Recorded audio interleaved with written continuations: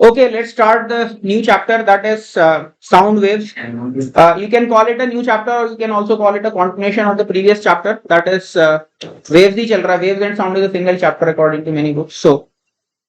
So we are moving on to the sound waves या फिर longitudinal waves. तो अभी तक हमने ट्रांसवर्स वेव्स पढ़ी थी. ट्रांसवर्स वेव्स में क्या होता था, पार्टिकल मोशन जो होता था वेव डिस्टर्बेंस प्रोपगेशन के परपेंडिकुलर डायरेक्शन में होता था.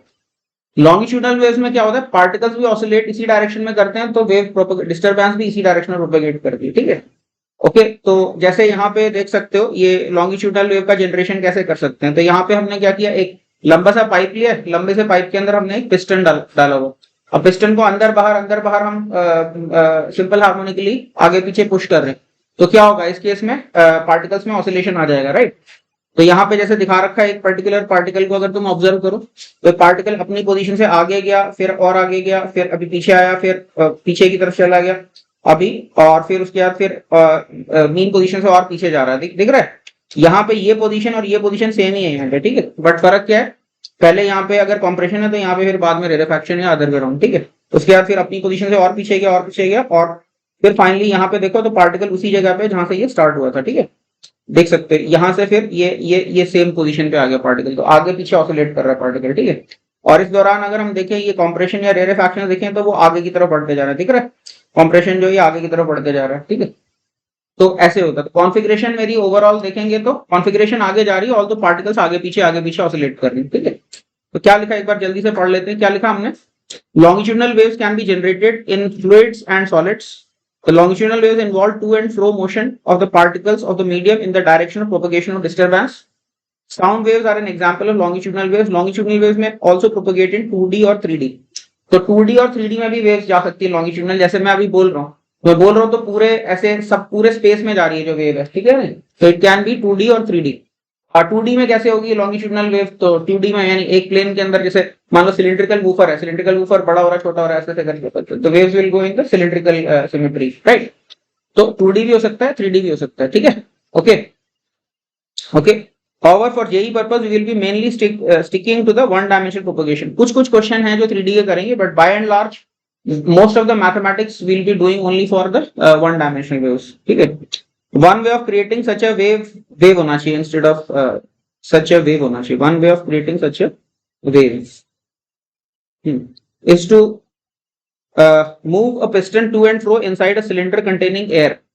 If the piston is moved simple harmonically, it will create regions of compression and rarefaction which move along the pipe even though particles just oscillate in their position. आगे पीछे जा रहे. तो जैसे यहाँ पे एक जस्ट दिख रहा होगा तुमको, ये दिख रहा है गिब्स फाइल है, इसके अंदर देखो ऐसे ट्रैवल कर रहे compression and रेरेफैक्शन.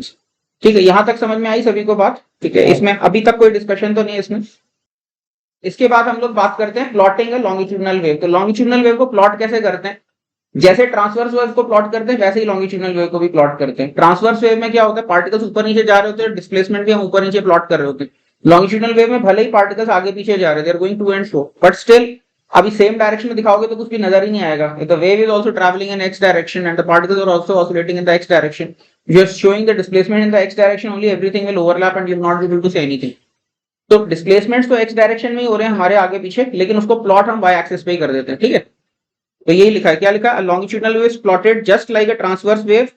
Coordinate on Y axis represent the particle displacements while on the X axis it represents the natural coordinate. ठीक है, तो यहाँ पे जैसे अभी यहाँ पे y इतना दिखा रखा है, तो पॉजिटिव है y, actually that means this particle, अब इसको जितना ऊपर दिखा रखा है इतना एक्चुअली एक आर्क लगा लो. ठीक है, क्लॉकवाइज डायरेक्शन में आर्क लगा लो.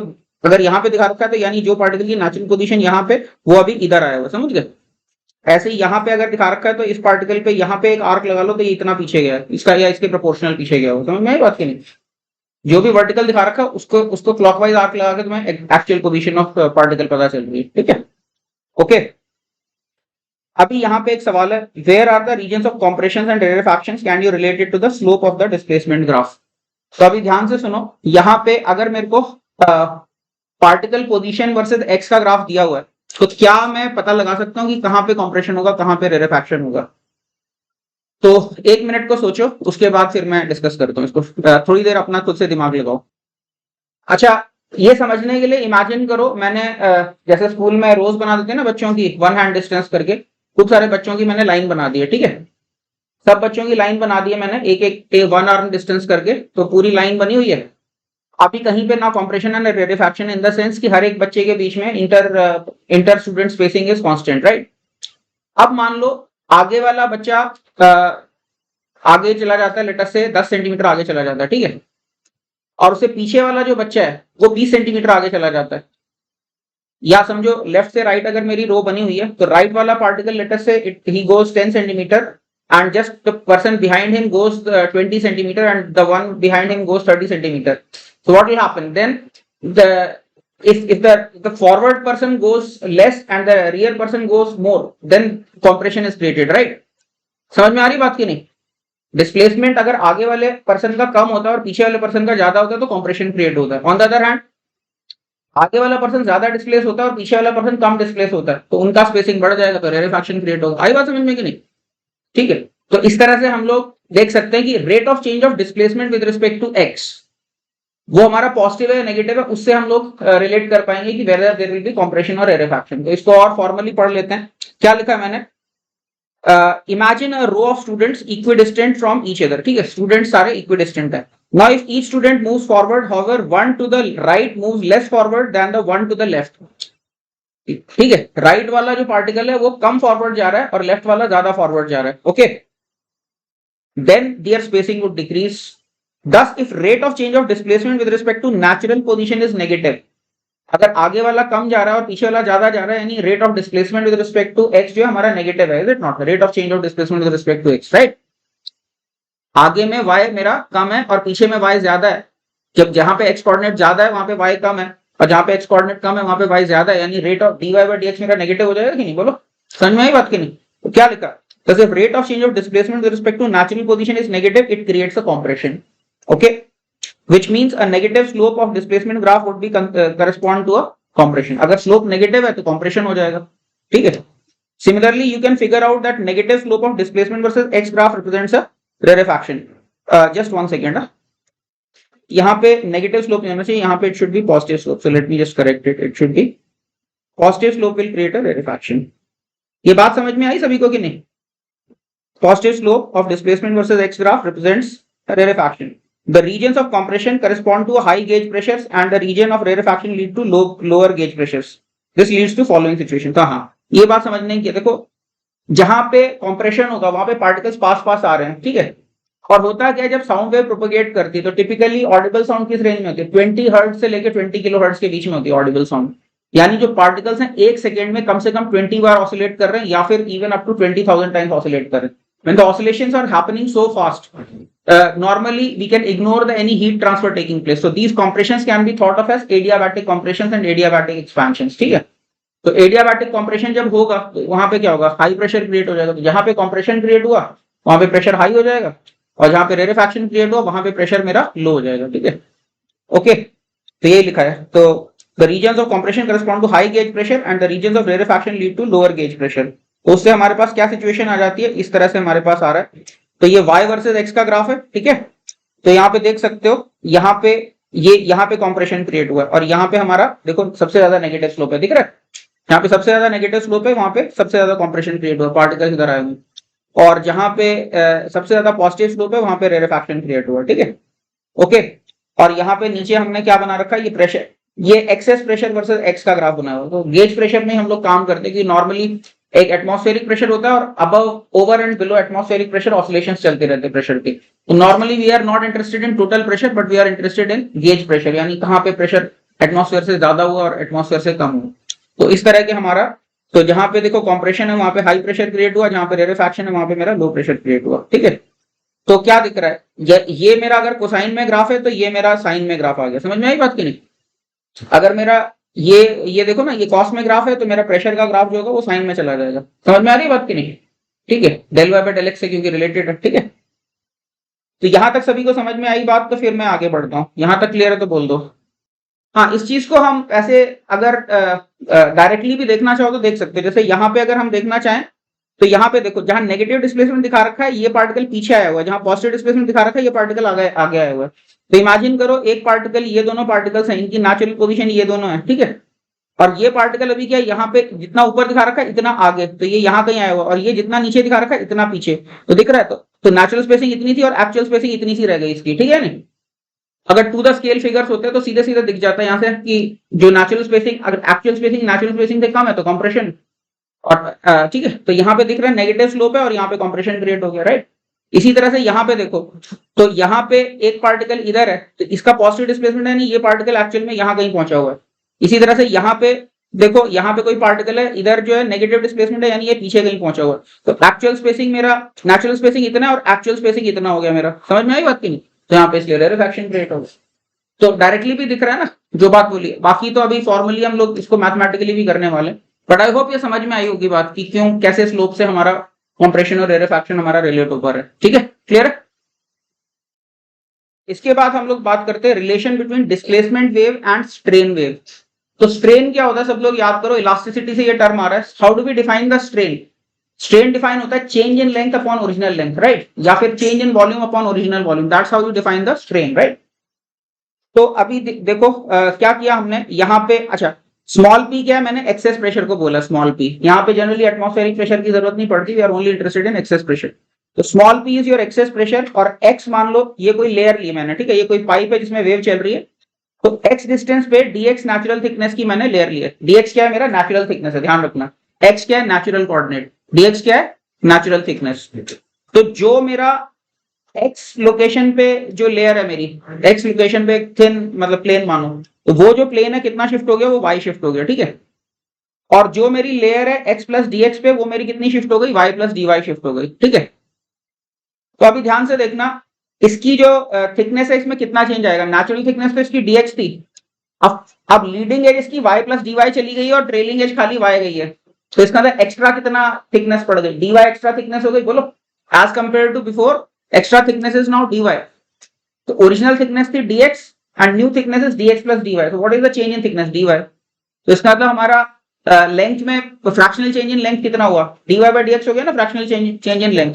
और क्रॉस सेक्शनल एरिया अगर s है तो फिर यही मेरा फ्रैक्शनल चेंज इन वॉल्यूम भी हो गया। इतनी बात समझ में आई कि नहीं, ठीक है। तो यही बात वॉल्यूमेट्रिक स्ट्रेन निकालने के लिए मेरे को वॉल्यूमेट्रिक स्ट्रेन और डिस्प्लेसमेंट में रिलेशन चाहिए, ठीक है।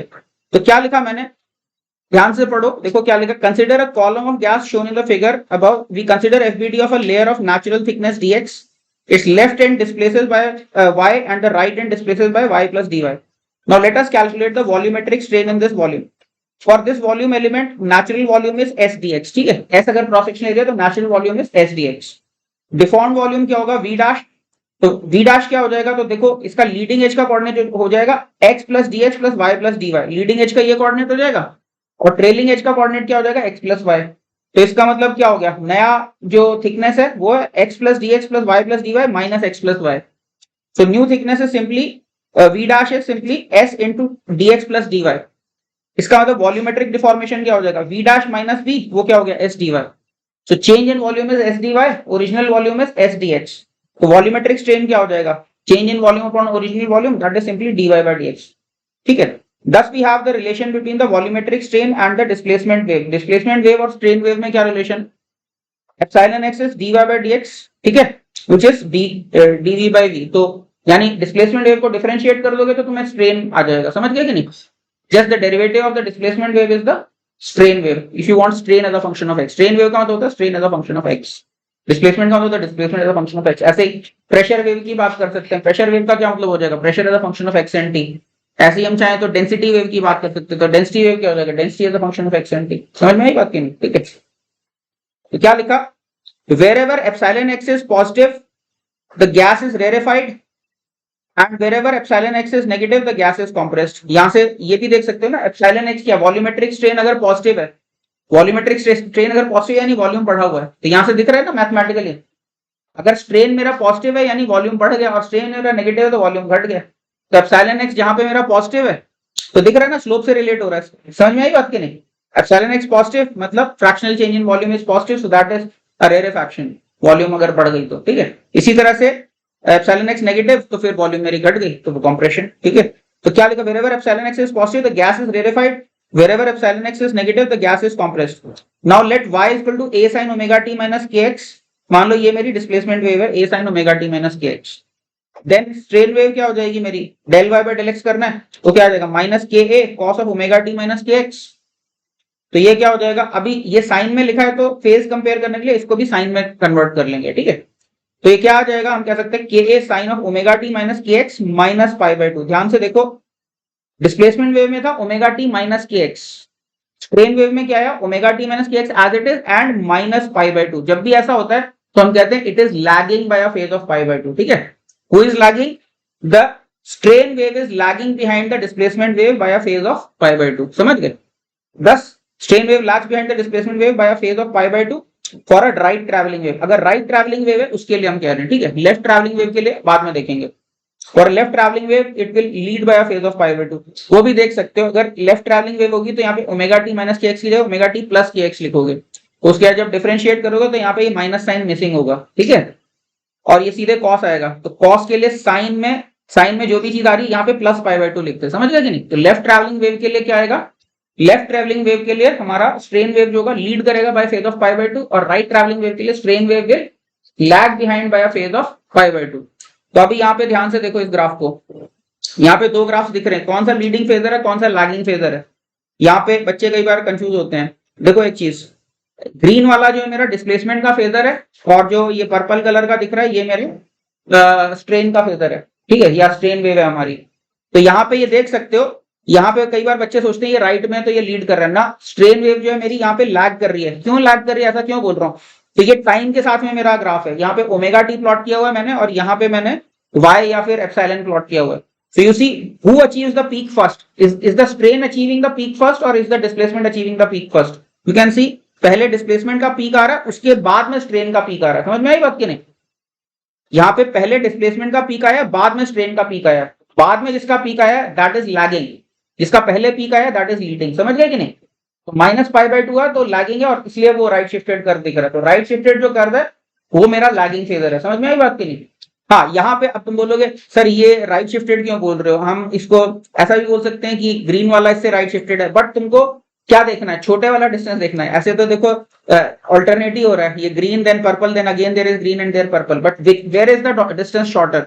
लैगिंग लीडिंग देखने के लिए शॉर्टर वाला डिस्टेंस देखना होता है, ठीक है, क्योंकि हम फेजर जो लैग या लीड बोलते हैं हमेशा पाई से छोटे एंगल के थ्रू लीड या लैग बोलते हैं। हाँ एग्जैक्टली, अगर बीचों बीच में पीक पड़ रही है तो हम कहते हैं they are out of phase बोल देते हैं, देयर इज नथिंग लीडिंग और lagging if the phasors are just 180 degree. But other than that हम हमेशा 180 डिग्री से छोटे एंगल से देखते हैं कि कौन सा लीड या लैग कर रहा है। तो here strain wave is lagging and the displacement wave is leading. जिसकी पीक बाद में आ रही है वो लैग कर रहा है, जिसकी पीक पहले आ रही है वो लीड कर रहा है। ये चीज दिमाग में अच्छे से सेट कर लो, इसमें बहुत सिली मिस्टेक करते हैं बच्चे। समझ में आई बात की नहीं, ठीक है। और ये भी समझ में आएगा कि लेफ्ट ट्रैवलिंग वेव लोगे तो ओमेगा टी प्लस के एक्स लोगे तो फिर उल्टा हो जाएगा, समझ गए, ठीक है। तो डिस्प्लेसमेंट एंड स्ट्रेन रिलेशन दिखा रखा है पॉजिटिव वेलोसिटी के लिए, ठीक है। ठीक है, तो क्या लिखा, for phase relation with position we consider displacement wave. हाँ अच्छा, यहां पर एक चीज और ध्यान से सुनना, कई बार हमें बात करते हैं कि फेज रिलेशन विद टाइम, और कई बार कभी कभी बात करते हैं फेज रिलेशन विद पोजीशन। तो मैंने जैसे थोड़ा सा इंट्रोड्यूस किया था लास्ट लेक्चर में जो ट्रांसवर्स वेव्स का था, कि जैसे के एक्स माइनस ओमेगा टी लिखते हो तो के भी एक तरह का फेजर है, जैसे ओमेगा टी का टर्म है वैसे ही के एक्स का टर्म है। ओमेगा की यूनिट्स क्या होती है, रेडियंस पर सेकंड, के की यूनिट्स क्या होती है, रेडियन पर सेंटीमीटर। तो हम कह सकते हैं कि वो एक्स के साथ साथ फेजर घूमते जा रहा है हमारा, जो के एक्स का फेजर है, ठीक है। तो अगर तुम्हें स्पेस के साथ लीडिंग या लैगिंग देखना है तो हमेशा के कोएफिशिएंट को पॉजिटिव रखना, ठीक है। When you want to see the lead और lag relationship with space, always take the function sin of kx minus omega t and not omega t minus kx। k को हमेशा पॉजिटिव रखना, क्योंकि हम फेजर्स को एंटी क्लॉकवाइज ही घुमाते हैं। तो ओमेगा पॉजिटिव होता है तो एंटी क्लॉकवाइज घूमेगा, ओमेगा क्लॉकवाइज तो हम करते ही नहीं, क्योंकि फिर ओमेगा नेगेटिव कर दोगे ओमेगा तो क्लॉकवाइज घूम रहा होगा, और क्लॉकवाइज फेजर्स हम कभी भी सोचते नहीं, ठीक है, हमेशा एंटी क्लॉकवाइज फेजर सोचते हैं। इसलिए के को हमेशा पॉजिटिव करके देखेंगे, स्पेस के साथ लीडिंग या लैगिंग फेजर हम चेक करना चाहते हैं, ठीक है। तो जैसे अभी देखो, तो क्या लिखा मैंने, For phase relation with position we consider the displacement wave y is equal to a sin kx minus omega t, ठीक है। तो एप्सिलॉन क्या होगा, dy by dx a K cos of kx minus omega t आ जाएगा, which can also be written as a sin kx minus omega t plus pi by 2, ठीक है। तो space के साथ क्या आ गया, यहाँ पे प्लस पाई बाय 2 हो गया, यानी अभी क्या है मेरा स्ट्रेन वेव लीड कर रहा है विद स्पेस। अगर देखें विद x देखें तो strain wave is leading by a phase of pi by 2 when you are seeing the variation with x। पहले हम टाइम के साथ वेरिएशन देख रहे थे, ठीक है। Thus with space strain wave leads the displacement wave by a phase of pi by 2 both for the right traveling wave as well as for the left traveling wave। देखो अगर K x plus omega T लो या K x minus omega T लो, जब derivative with respect to X ले रहे हो तो टी के कोएफिशिएंट से तो कुछ प्लस माइनस साइन का फर्क ही नहीं पड़ेगा, राइट। तो विद स्पेस अगर हम देखेंगे तो हमेशा मेरा क्या होगा, strain wave will lead the displacement wave by a phase of pi by 2, ठीक है। और टाइम के साथ हम देख रहे थे तो ये लैग कर रहा था bye phase of pi by 2। I hope this much is clear. अच्छा, यहाँ पे ये ए के होना चाहिए, यहाँ पे ए इंटू के होना चाहिए, बिकॉज जब डिफरेंशिएट करोगे एक्स के रिस्पेक्ट में तो एक के भी बाहर निकल के आएगा बाय चेन रूल। तो ठीक है, समझ में आया। तो यहाँ पे मैंने क्या लिखी है, इंपॉर्टेंट बात क्या लिखा, ध्यान से देखो, मैं बोल चुका हूं, फिर से मैं पढ़ दे रहा हूं क्या लिखा है। For finding phase relation with time always choose a sine omega T minus के x. For finding phase relation with space always choose a sine k x minus omega t. अगर ओमेगा टी माइनस के x लिखा भी हुआ है तो उसको मैं के एक्स माइनस ओमेगा टी बना सकता हूं, कैसे, add another pi. Omega T minus के X is equivalent to K x minus omega T plus pi, या फिर K x minus omega T is equivalent to अगर ओमेगा टी माइनस के x plus pi, ठीक है। तो जब भी फेजर देखना है तो हमेशा टाइम में हमेशा ओमेगा का क्वेश्चन पॉजिटिव रखना है और स्पेस में हमेशा एक्स का क्वेश्चन पॉजिटिव रखना है, ठीक है, क्लियर है।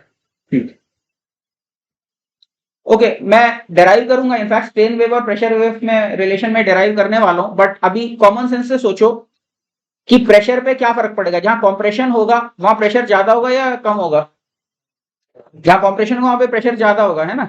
जहां, इसका मतलब क्या है, जहां पे स्ट्रेन नेगेटिव है वहां पे प्रेशर पॉजिटिव है, एक्सेस प्रेशर पॉजिटिव है, इज इट नॉट। जहां पे स्ट्रेन मेरा नेगेटिव है, कॉम्प्रेशन मतलब क्या, स्ट्रेन नेगेटिव है, राइट। तो जहां पे स्ट्रेन नेगेटिव है वहां पे एक्सेस प्रेशर पॉजिटिव है, और जहां पे स्ट्रेन पॉजिटिव है वहां पे एक्सेस प्रेशर मेरा नेगेटिव होगा। इतनी बात समझ में आ रही है कि नहीं। तो मैथमेटिकल रिलेशन एग्जैक्टली क्या है वो भी अभी हम लोग देख लेंगे, बट ये कॉमन सेंस समझ में आ रही बात की नहीं। नेगेटिव स्ट्रेन मतलब वहां पे कॉम्प्रेशन है, कॉम्प्रेशन है तो प्रेशर हाई है। जहां पे पॉजिटिव स्ट्रेन है वहां पे प्रेशर मेरा लो होगा, क्योंकि वहां पे ज्यादा एक्सपेंशन हो रहा है, D Y by D X अगर पॉजिटिव है, ठीक है। ओके, इसके बाद हम लोग बात करते हैं relation between displacement wave and pressure wave, जो कि अभी कॉमन सेंस से बात की, उसी को मैथमेटिकली देखते हैं अभी।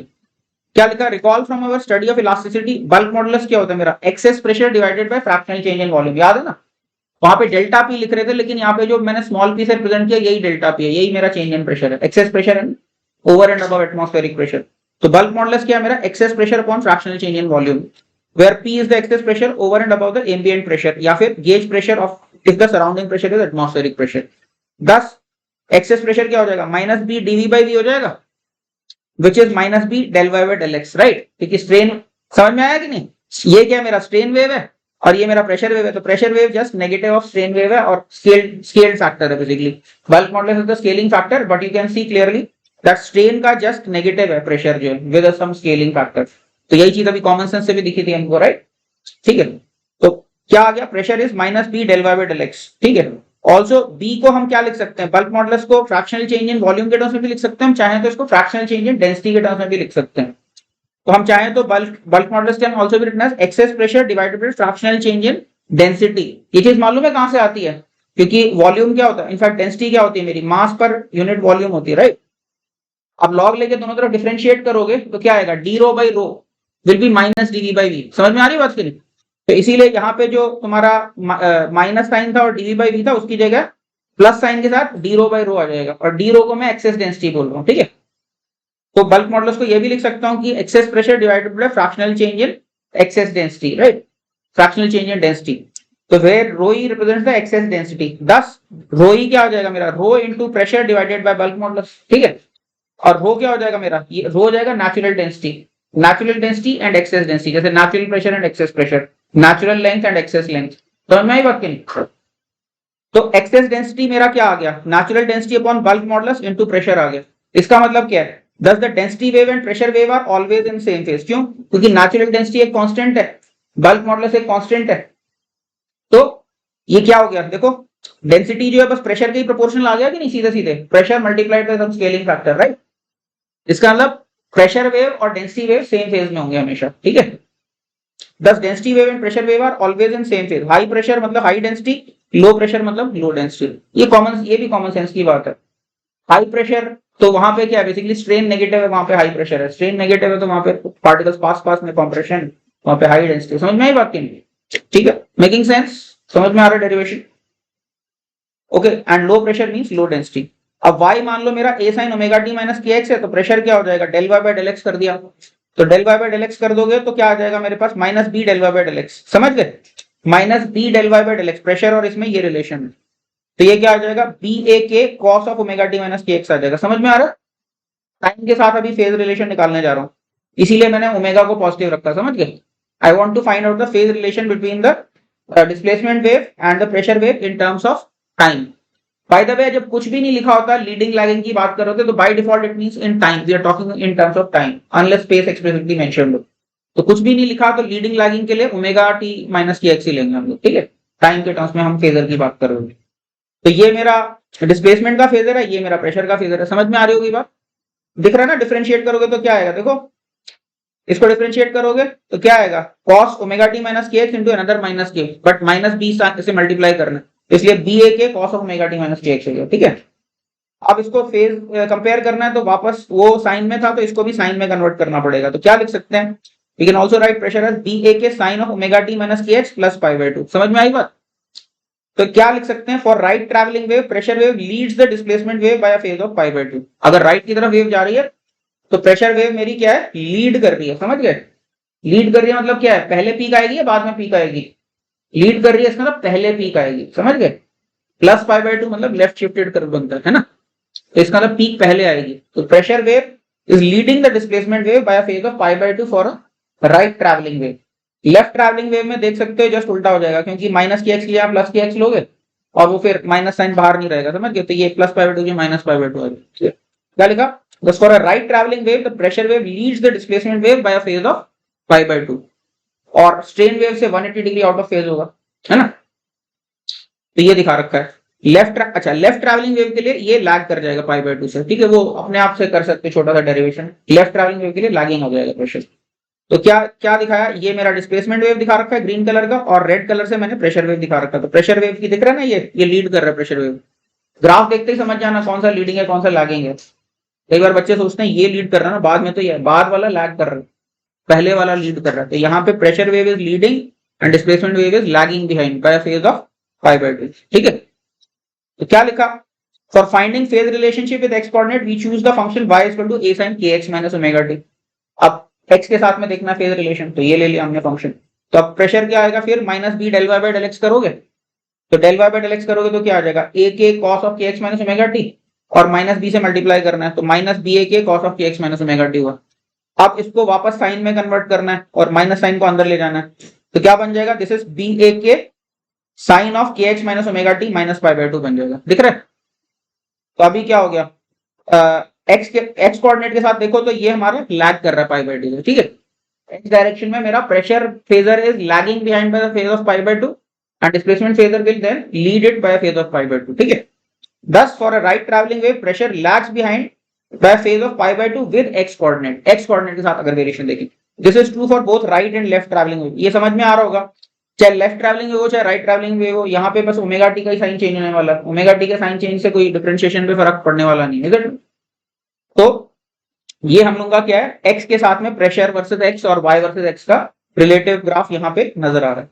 समझ में आई बात सभी को, ठीक है। इसके बाद हम लोग बात करते हैं वेलोसिटी ऑफ लॉन्गिट्यूडनल वेव्स, तो प्रूव करने वाले हैं, और ये डेरिवेशन मुश्किल नहीं है, सबको समझ में आएगा। लेकिन इस डेरिवेशन में एक चीज तुमको रिकॉल करना पड़ेगा, याद करो मेरी ट्रैवलिंग वेव की जो, not travelling wave, in general one dimensional wave की पार्शियल डिफरेंशियल इक्वेशन क्या थी, del square Y by del T square is equal to V square times del square Y by del x square.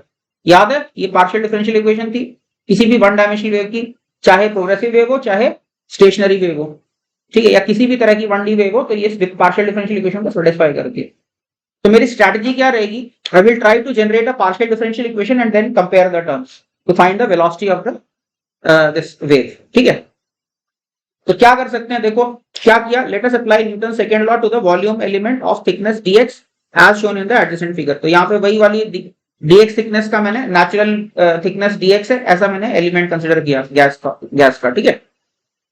तो अभी इस element पे देखो, मान लेते हैं लेफ्ट साइड पे एक्सेस प्रेशर P है और राइट साइड पे एक्सेस प्रेशर है P प्लस dP।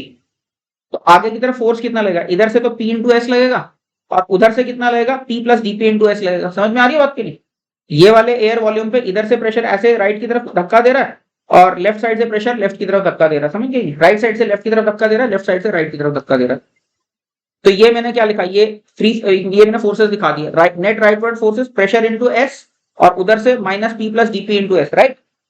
ठीक है, एक्स प्लस डीएक्स पे प्रेशर, पी प्लस डीपी माना, और ये क्या होना चाहिए, मास टाइम्स एक्सेलरेशन होना चाहिए। तो इसका मास कितना होगा, तो नेचुरल डेंसिटी इसकी रो है, क्रॉस सेक्शनल एरिया एस है, तो रो एस डीएक्स तो इसका क्या हो गया, मास हो गया, और del square by del T square acceleration हो गया। तो ये समझ में आया, ये F equal to M A की इक्वेशन लिखी है, समझ में आया कि नहीं?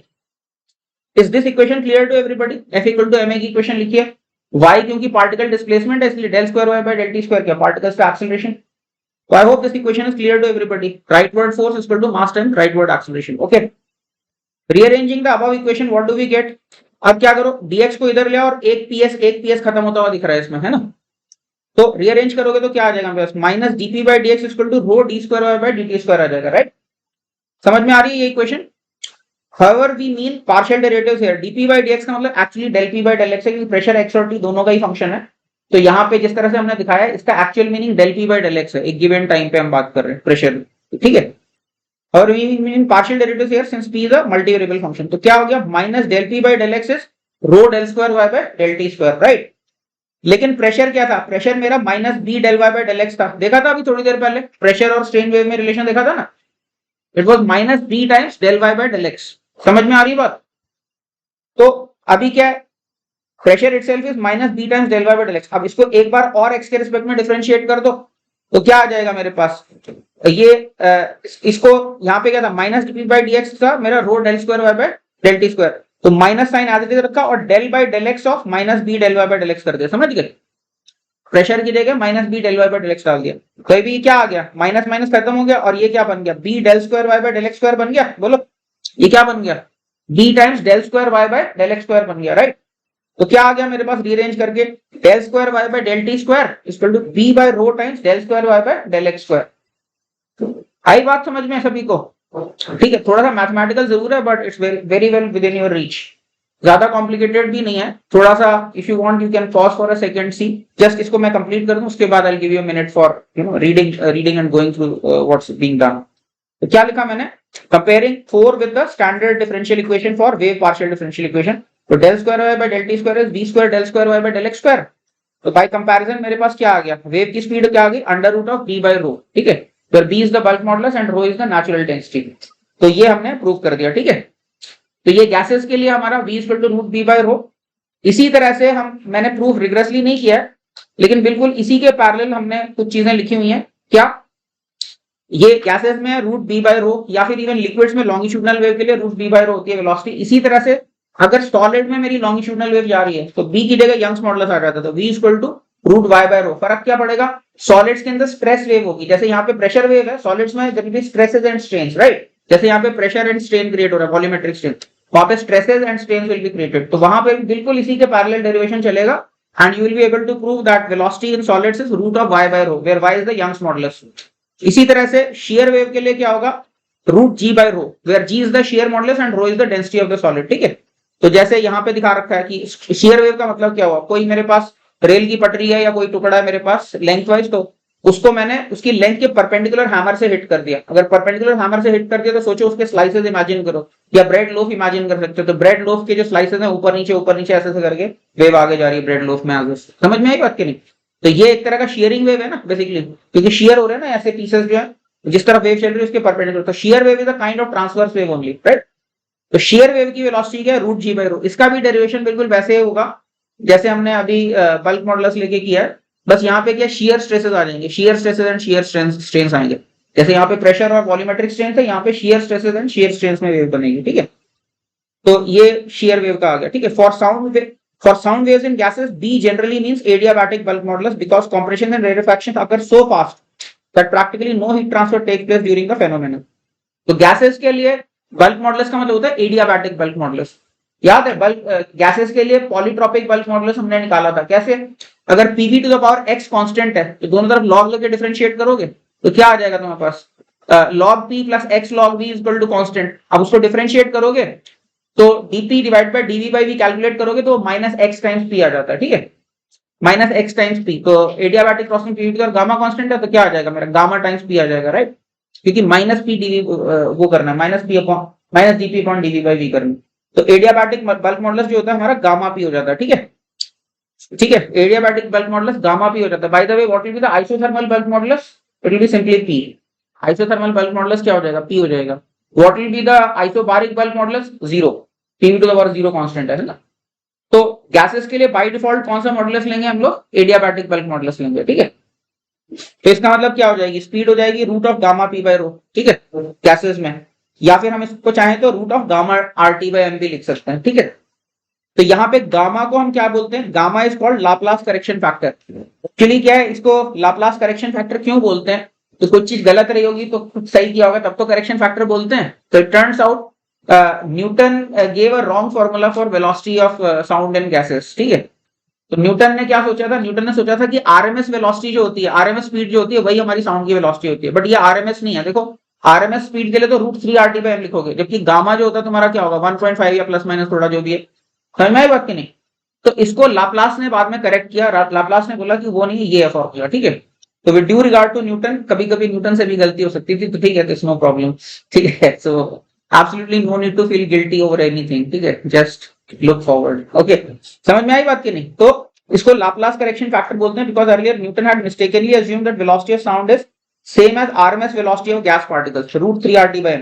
However Laplace corrected this formula, ठीक है। तो ये हम लोगों का वेव स्पीड से रिलेटेड डेरिवेशन हो गया। It is a little mathematical. Now take 1 minute or 2 minutes, as much time as you require, go through the derivation and let me know if there is anything to be discussed. In fact, ये derivation वहीं से शुरू हो रहा है जहां से हमने स्ट्रेन वेव निकाली थी ना। Strain wave epsilon is equal to excess pressure is equal to -b del y by del x। तो वहीं से एक बार पढ़ना शुरू करो। Take your time, comprehend it properly and let me know if there is any discussion point. पूरा समझ में आएगा, ये पक्की बात है।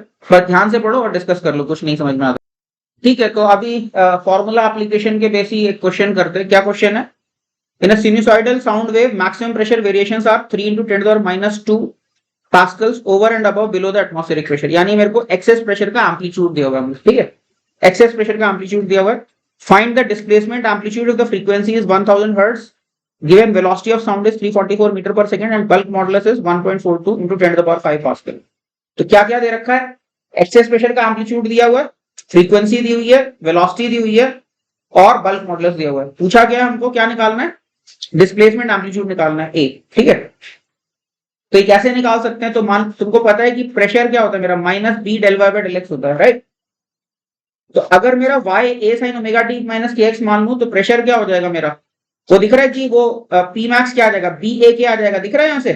क्योंकि इसको जब डिफरेंशिएट करोगे तो क्या आएगा? a k cos of kx - omega t आएगा और b से मल्टीप्लाई करके तो b a k cos of kx - omega t आएगा, राइट। तो अब cos या sin जो भी हो उसकी मैं चिंता नहीं कर रहा, प्लस माइनस की भी चिंता नहीं कर रहा। एम्पलीट्यूड क्या होगा? उसको तो 1/(mod 1) रख दोगे ना, उसका साइन या cos का जो टर्म है, राइट। तो इसका मतलब क्या है? अगर मेरा डिस्प्लेसमेंट एम्पलीट्यूड a है तो प्रेशर एम्पलीट्यूड क्या हो जाएगा? b a k होगा। इतनी बात समझ में आएगी नहीं? If the displacement amplitude is a, then pressure amplitude is b a k। इतना सेटल्ड है सभी के लिए? इतना सेटल्ड है ना?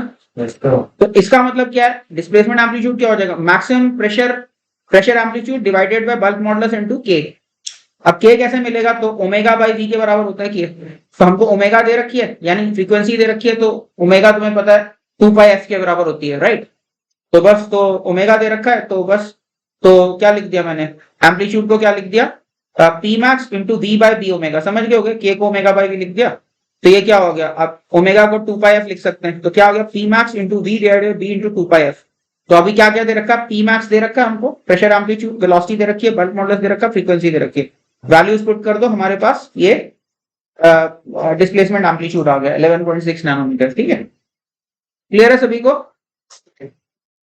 इसके बाद हम लोग बात करेंगे एयर स्प्रिंग की। तो तुमको पता है कि अगर मान लो कोई सिलेंडर में पिस्टन मैंने डाला हुआ है, इमेजिन करो कोई सिलेंडर है, उसके अंदर गैस ट्रैप्ड है, उसके ऊपर मैंने पिस्टन रखा है, ठीक है। तो इसके ऊपर तुमको खड़ा कर दिया, तो उछलोगे तो ये ऊपर नीचे जाएगा कि नहीं? बिल्कुल जैसे क्या बोलते हैं बच्चे करते नहीं, जंपिंग कौन सा जो होता है, जो भी, ठीक है, बाउंसी जो होती है ना। समझ में आ रही बात की नहीं? तो नीचे गैस अगर ट्रैप्ड होगी तो ये बाउंसी जैसा बिहेव करेगा कि नहीं? तो इसका मतलब क्या है? इसके गैस के अंदर भी एक तरह की स्प्रिंगीनेस है, ठीक है। तभी गैस का इक्विवेलेंट स्प्रिंग कांस्टेंट में जानने में इंटरेस्टेड हूं, ठीक है। I want to know what is the spring constant of the system. तो वो क्यों निकालना चाह रहा हूं? क्योंकि मैं इसको एक स्प्रिंग से कंपेयर कर दूंगा तो इसकी पोटेंशियल एनर्जी हाफ के एक्सपर्ट टाइप की लिखने में इंटरेस्टेड हूं, उस तरह के टर्म्स जानने में इंटरेस्टेड हूं, ठीक है। तो इसीलिए मैं इसको एयर स्प्रिंग से कंपेयर करने वाला हूं, ठीक है। तो क्या लिखा मैंने?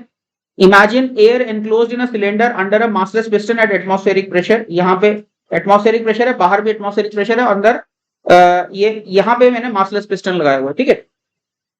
और ये लेंथ कितनी है कॉलम की? लेंथ है L। The cylinder is adiabatic and bulk modulus of air is B। Air का बल्क मॉडुलस B है, एडियाबैटिक यानी गामा P हो जाएगा वो जो भी है, ठीक है। अभी B रखते हैं इसको। You know that if we push the piston a little, it will try to spring back, and we wish to know the equivalent spring constant for the arrangement. थोड़ा सा पुश करेंगे तो कितना ये फोर्स वापस लगाएगा, ये हम जानने में इंटरेस्टेड है, ओके, ठीक है। Imagine pushing the piston by a distance x and let the pressure of gas increase by an amount small p in the process. इसको x नीचे दबा दिया और मान लेते हैं अंदर प्रेशर स्मॉल p से बढ़ गया, एक्सेस प्रेशर इसके अंदर p हो गया, ओवर एंड अबव एटमॉस्फेरिक, ठीक है। और x जो है सफिशिएंटली स्मॉल है, तो बल्क मॉडुलस मेरा क्या हो जाएगा? देखो बल्क मॉडुलस हो जाएगा small change in pressure minus p divide by delta v by v, ठीक है। तो ये क्या हो गया? माइनस p, और नीचे क्या लिखा मैंने? चेंज इन वॉल्यूम क्या होगा? Minus ax। अगर x नीचे गया, ये एरिया इसका a है, तो ax मेरा चेंज इन वॉल्यूम हुआ। In fact change in volume minus ax हुआ, इज इट नॉट? घटी ना वॉल्यूम, तो minus ax divided by al। तो ये जो नीचे al आना था उसको ऊपर में ले जाके इंटू al कर दिया। समझ में आई बात की नहीं? डेल्टा v बाई v को मैंने ऐसे लिख दिया। समझ में आ रहा है सभी को? तो इससे मेरे पास एक्सेस प्रेशर कितना आ गया? ये bx बाय l आ गया मेरा एक्सेस प्रेशर। बोलो पिस्टन के नीचे एक्सेस प्रेशर कितना आ गया? bx by l। Therefore, restoring force on the piston क्या हो जाएगा? Pressure into area restoring force हो जाएगा मेरा, right. Excess pressure into area will be the restoring force. तो वो क्या हो जाएगा? BAX by L, ये रिस्टोरिंग फोर्स हो गया। आई बात समझ में? तो इसका मतलब क्या है? अच्छा, अब स्प्रिंग के लिए क्या होता है? मेरा फोर्स KX होता है, तो स्प्रिंग के लिए भी x की फर्स्ट पावर के प्रोपोर्शनल होता है फोर्स। यहाँ पर भी x की फर्स्ट पावर के प्रोपोर्शनल फोर्स आ रहा है। तो by comparison for a fluid spring, I mean linear spring कहना चाह रहा था, तो K इफेक्टिव क्या आ जाएगा? BA by L, या फिर हम इसको फ्लूइड स्प्रिंग कह रहे हैं, उसको नॉर्मल स्प्रिंग से कंपेयर कर रहे हैं, समझ गए? तो किसी भी फ्लूइड का स्प्रिंग कांस्टेंट क्या आ जाएगा? BA by L, ये उसका इक्विवेलेंट स्प्रिंग कांस्टेंट आ गया। आई बात समझ में? The value of B will depend on the nature of the process. In case of adiabatic process D जो हो जाएगा गैसेस के लिए गामा P हो जाएगा, या गामा RT by M हो जाएगा, ठीक है। गामा गामा P और P को रो RT by M लिख दिया, ठीक है। और आइसोथर्मल प्रोसेस के लिए क्या हो जाएगा? बल्क मॉडुलस P के बराबर हो जाएगा, या फिर रो RT by M के बराबर हो जाएगा, ठीक है। पॉलीट्रॉपिक प्रोसेस के लिए bulk modulus x times P हो जाएगा, ठीक है। ये x वो वाला x नहीं, ये पॉलीट्रॉपिक क्वेश्चन वाला x है, ठीक है। This equivalence to linear spring holds good for small displacements and can be used for time period of SHM of pistons in such arrangement so long as amplitudes are small। मतलब ये कहाँ पे use करोगे? जैसे मान लो cylinder के अंदर कोई पिस्टन मैंने फिट कर दिया, तो अंदर जो प्रेशर हो जाएगा तुम्हारा क्या हो जाएगा? अंदर प्रेशर हो जाएगा P not plus mg by a हो जाएगा, राइट। तो P की जगह जैसे गामा P लिखना है ना, तो गामा P में उस P को P not plus mg by a लिखना पड़ेगा हमको, ठीक है, क्योंकि अंदर जो एक्सेस प्रेशर होगा वो उसी से डिटरमिन होगा, ठीक है। तो फिर टाइम पीरियड कितना हो जाएगा? 2 pi root m by k होता है टाइम पीरियड, तो k मेरा क्या हो जाएगा? वही BA बाई L कर देंगे। समझ गए कि नहीं? फिर B is gamma times P अगर एडियाबैटिक ऑसिलेशन चल रहे। कभी कभी आइसोथर्मल भी दे देते हैं, बहुत स्लो ऑसिलेशंस आइसोथर्मल माने जाते हैं, बहुत फास्ट ऑसिलेशंस एडियाबैटिक नहीं जाते। I hope this is clear to everybody. समझ में आया सभी को? इसमें कुछ डिस्कशन है तो बोल सकते हो, ठीक है। इसके बाद फिर जैसे हम लोगों ने स्ट्रिंग वेव्स के लिए बहुत सारी चीजें डराइव की थी, एनर्जी ट्रांसमिशन डराइव किया था, एनर्जी पर यूनिट लेंथ कितना होता है, फिर पावर ट्रांसमिटेड कितना होता है, फिर इंटेंसिटी कितनी होती है, तो ये सारी चीजें हमने डराइव की थी ना स्ट्रिंग वेव्स के लिए। तो वही सारी चीजें हम लोग अभी लॉन्गिट्यूडनल वेव्स के लिए भी डराइव करेंगे। तो मतलब एक आध जगह मैं डराइव करके दिखा दूंगा, उससे समझ में आ जाएगी सारे एक्सप्रेशन तो सेम ही आ रहे हैं। तो फाइनली सारे फॉर्मूले एक एक करके सारे डराइव करने की जरूरत नहीं पड़ेगी, हम लोग देखेंगे, इसको हम लोग कल करेंगे डिटेल में, ठीक है। तो एनर्जी पर यूनिट लेंथ जैसे निकालना है तो क्या करोगे? एनर्जी पर यूनिट लेंथ याद है ट्रांसवर्स वेव्स में कैसे निकाली थी? पोटेंशियल एनर्जी निकाली थी, काइनेटिक एनर्जी निकाली थी। पोटेंशियल एनर्जी के लिए क्या लिखा था? Half mu dx into del Y by del t का square, right. Half mu dx क्या था? Mass per unit length into distance को हाफ mv स्क्वायर ही बेसिकली हो गया, इज इट नॉट? तो यहां पर भी क्या लिखोगे? Half mu del Y by del t, half mu dx into del Y by del T square लिखोगे, और म्यू क्या हो जाएगा? Rho into cross sectional area हो जाएगा, राइट। तो उससे काइनेटिक एनर्जी आ जाएगी। और पोटेंशियल एनर्जी कैसे आ जाएगी? अभी स्प्रिंग कांस्टेंट निकाल लिया हमने गैस का, ठीक है। गैस का स्प्रिंग कांस्टेंट निकाल लिया, और उसका जितना भी कंप्रेशन है, मान लो उसका जो भी है, लेट अस से dy कंप्रेशन है उसका, अगर front edge y plus dy move करके रियर एज y मूव की, तो एक्सटेंशन तुम्हारा dy हो जाएगा। तो half into k effective into dy का स्क्वायर हो जाएगा हमारा पोटेंशियल एनर्जी, ठीक है। फिर kinetic energy plus potential energy वो देख लेंगे पर यूनिट लेंथ कितना, फिर उसको डिवाइड करेंगे। तो हम देखेंगे कि ये सारे एक्सप्रेशन जो आने वाले हैं, ये सारे के सारे वही जो स्ट्रिंग वेव्स में आए थे एक्सप्रेशन, ये वही के वही सारे एक्सप्रेशन आने वाले हैं। पावर डेवलप का भी इनफैक्ट वहां पे क्या था, minus T del Y by del x into del Y by del t था। यहाँ पे टेंशन की जगह bulk modulus into cross section आ जाएगा। ये सब फॉर्मूले बस मैं आज इंट्रोड्यूस कर दे रहा हूँ, यानी इंट्रोड्यूस भी क्या कर दे रहा हूँ, बस बेसिकली एक सरसरी नजर हम देख रहे हैं इसकी, ठीक है। तो ये हमारा इंटेंसिटी का ऐसे ही फॉर्मूला आ जाएगा, और फिर एनर्जी पर unit length, energy per unit volume, average energy पर unit length, average energy per unit volume. तो ये सारे के सारे फॉर्मूले देख रहे हो, इधर सबको डेराइव करने की जरूरत ही नहीं है, मैंने एक के बाद एक फॉर्मूले लिखता क्या चला गया, सारे के सारे फॉर्मूले आज इट इज में वहां से बस डाउनलोड कर दिए वहां से फॉर्मूले मैंने, ठीक है नहीं।